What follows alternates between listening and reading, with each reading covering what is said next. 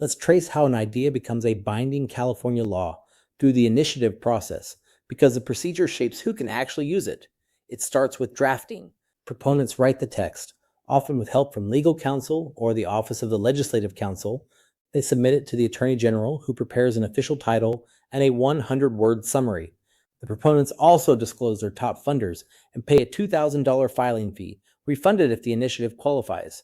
The Attorney General requests fiscal impact analyses from the Department of Finance and the Legislative Analyst's Office, then posts the title and summary, opening a 30-day public comment period.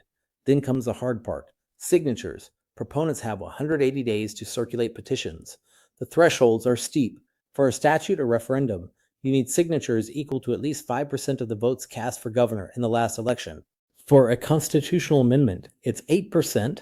In the 2021 cycle, that meant roughly 620,000 signatures for a statute and nearly 1 million for a constitutional amendment. And critically, there's no geographic distribution requirement, so collection concentrates in populous urban areas. Numbers like these realistically require either a massive grassroots organization or the money to hire professional signature gatherers, who typically charge between $1 and $5 per signature. That economic reality is central to understanding modern direct democracy. Once collected, signatures go to county election officials, who verify a random sample. If fewer than 95% of the sampled signatures are valid, the initiative fails. If it's clearly above the threshold, it qualifies.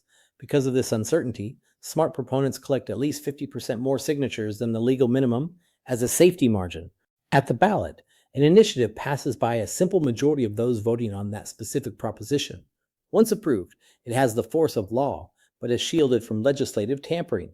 If two approved initiatives conflict, the one with more yes votes wins. Finally, there's judicial review.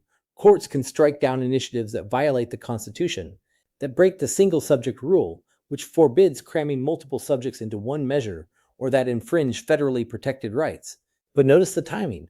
Courts generally wait until after a measure passes, preferring to respect the people's will. That makes judicial review reactive, a backstop that acts only after voters have already adopted a potentially unconstitutional law, not before.